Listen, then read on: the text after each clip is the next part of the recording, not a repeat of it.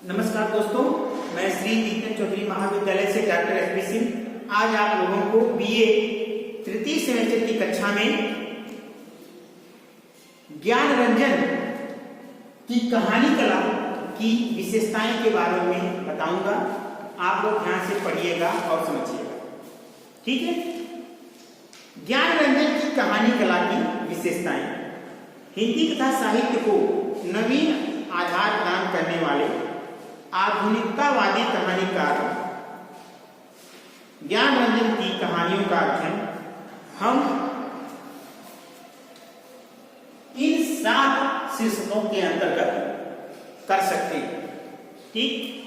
शीर्षक, पहला शीर्षक कैसा होना चाहिए? साहित्यकारों का मानना है कि कहानी का शीर्षक संक्षिप्त, कौतूहलवर्धक, वस्तु निर्देशात्मक और आकर्षक होना चाहिए, जो कहानी के किसी पात्र, विषय वस्तु, कथानक की मूल भावना अथवा घटना के आधार पर भी हो सकता है। ज्ञान रंजन की कहानियों के शीर्षक इस कहानी की कसौटी पर खरे सिद्ध होते हैं। इनके शीर्षक आचार्य रामचंद्र शुक्ल द्वारा मनोविकारों पर लिखे गए निबंधों की याद दिलाते हैं, ठीक। आचार्य शुक्ल ने अपने निबंधों के शीर्षक उत्साह, करुणा, घृणा, ईर्ष्या आदि मनोभावों पर रखे हैं, तो ज्ञान रंजन ने भी उन्हीं की तरह हास्यरस, अनुभव, संबंध, पिता आदि रखे। संक्षिप्तता इनके कहानी शीर्षकों की अपनी विशेषता है। क्या है? संक्षिप्तता इनके कहानी शीर्षकों की अपनी विशेषता है। अब आते हैं कथा वस्तु या कथानक। ज्ञान रंजन की कहानियों के कथानकों का फलक जो है अत्यंत विशाल है। ये अपनी कहानियों के कथानकों में समाज के विरोधी यथार्थ और जीवन दृष्टियों को खोलते हैं। वह संवेदना और समझदारी दोनों स्तरों पर मानसिक मुक्ति कराती है। इनकी प्रतिनिधि कहानियों के कथानकों पर दृष्टिपात करें तो यह तथ्य सामने आता है कि उनकी हर कहानी जीवन के अलग अलग पहलुओं पर उनकी वैचारिक समझदारी की उपज है, ठीक। इनकी कहानी एक बार में समझ में नहीं आती। इनकी कहानियों में कथानक होता ही नहीं, बल्कि उसमें होती है एक संवेदना जो देश काल और वातावरण के स्पर्श से आनंद में परिणत होकर कहानी में परिवर्तित हो जाती है। इनके कथानक के वर्णन नाटक प्रारंभ होने से पहले सूत्रधार के परिचयात्मक भाषण की तरह हो सकते हैं, गंभीर प्रहसनों की तरह भी, लेकिन ज्यादातर कथानकों में यह पृष्ठभूमि के रंग और परिवेश को सूक्ष्मता से उभारते हैं, ठीक है। आइए देखते हैं दूसरा पाठ और चरित्रण। ज्ञान रंजन की अधिकांश कहानियां आत्मपरक शैली में लिखी गई है, इसलिए इनकी कहानियों का मुख्य पात्र है मैं, ठीक, जिसका कोई नाम नहीं होता और इससे जुड़े दूसरे पात्रों का भी नाम नहीं होता। उदाहरण के लिए फेस के इधर उधर कहानी को लेते हैं, जिसमें मुख्य पात्र मैं है, जिसके पड़ोस में नया परिवार आकर रहता है, जिसमें कुल 3 प्राणी है, पति, पत्नी और एक लड़की जो उनकी पुत्री होती, ठीक। दूसरी तरफ मैं परिवार में उसके अतिरिक्त बहन, भाभी, दादी और उसके पिता हैं। इन्हीं संबंध परक नामों से कहानी का ताना बाना बुना गया है।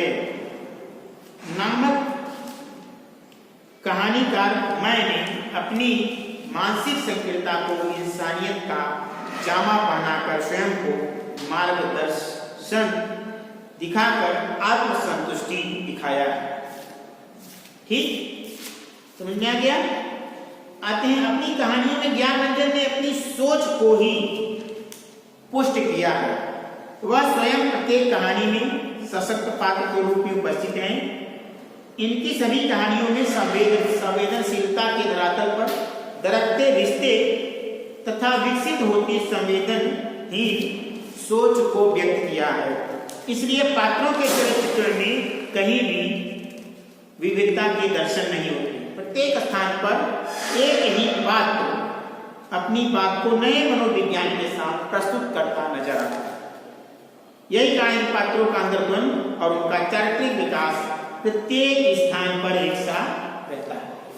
ठीक है, इसलिए उनकी कोई भी कहानी घटनाओं में याद न रहकर प्रभावों में याद रहती है।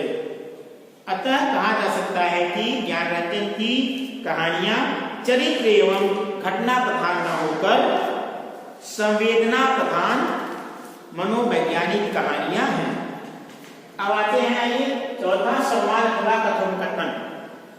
संवाद अथवा कथन का कहानी में महत्वपूर्ण स्थान होता है। इनके द्वारा ही पात्रों के चरित्र चित्रण में सहायता मिलती है तथा कथानक के विकास को भी गति मिलती है। ज्ञान रंजन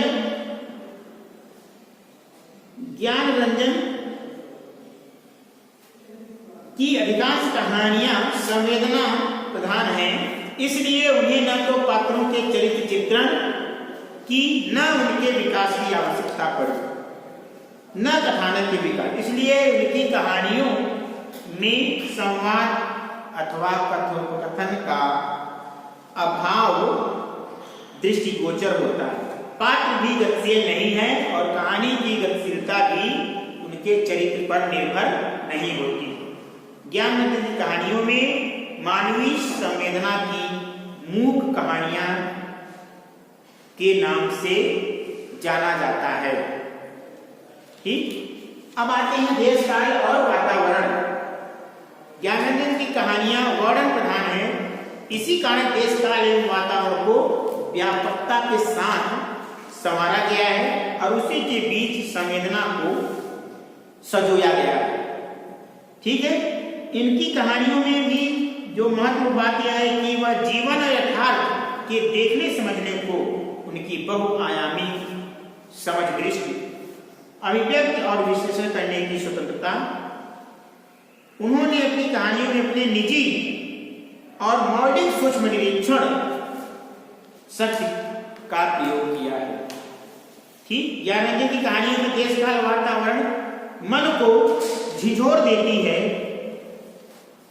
और जीवन पीड़ा को इस रूप में साकार प्रदान करती है कि व्यक्ति को वह अपने स्वयं के चारों ओर बिखरा अपना यथार्थ ही दिखाई मालूम पड़ता है।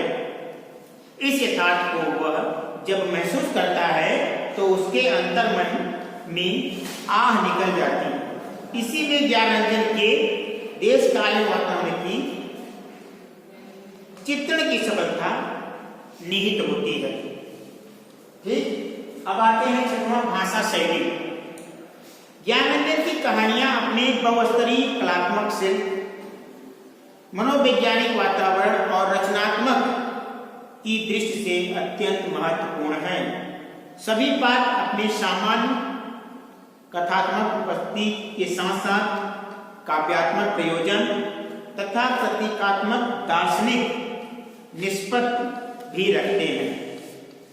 इनकी कहानियों की भाषा कहीं कहीं काव्यात्मक हो गई है, किंतु उसमें क्लिष्टता का समावेश नहीं हुआ। वह सीधी, सरल और सपाट खड़ी बोली में लिखी गई है तथा किसी भी भाषा अथवा बोली के शब्दों को उन्हें अपनाने में कोई परहेज नहीं है। ज्ञानरंजन की शैली के विषय में कहें तो इनकी सर्वप्रिय शैली है आत्मपरक शैली। आत्मपरकता के कारण उनकी कहानियों का मुख्य पात्र स्वयं लेखक यानी मैं है। उनकी कहानियां संवेदनात्मक जीवन के अनुभवों का मूर्त प्रस्तुतिकरण है। इसलिए इस शैली में उन्होंने स्वयं को प्रस्तुत करने में सहजता का अनुभव किया है। आइए अब सातवां देखते हैं, उद्देश्य। ज्ञानरंजन की सभी कहानियां उद्देश्यपूर्ण। इनका एकमात्र उद्देश्य मानव मूल्यों के प्रति व्यक्ति को संवेदनशील बनाकर भारतीय संस्कृति एवं सभ्यता की रक्षा करना रहा है। जीवन के प्रत्यक्षीकरण की कहानियां हैं इनकी। वे साक्षात्कार, विश्लेषण और समझ की प्रक्रिया में घटित होती हैं। इनकी सभी कहानियां सकारात्मक और सक्रिय अंत को प्रस्तावित करने वाली होती हैं। ठीक, उपर्युक्त विवरण के आधार पर निष्कर्ष रूप में हम कह सकते हैं कि साठोत्तरी पीढ़ी के कथाकारों के मध्य ज्ञान रंजन, सभ्यता, संस्कृति के उद्घोषक और विचारशील कहानीकार हैं। उनकी कहानियों का यथार्थ आज भी अद्यतन है, आज भी विद्यमान है तथा कहानी में व्यक्त टिप्पणियां आज भी वर्तमान समय में प्रासंगिक हैं। ठीक है बच्चों, आज के लिए इतना है बच्चों। उम्मीद करता हूं कि मैंने ज्ञान रंजन की कहानी कला की जो भी विशेषताएं बताई वह आपको अच्छी तरह से समझ में आ गई होगी। बहुत बहुत धन्यवाद।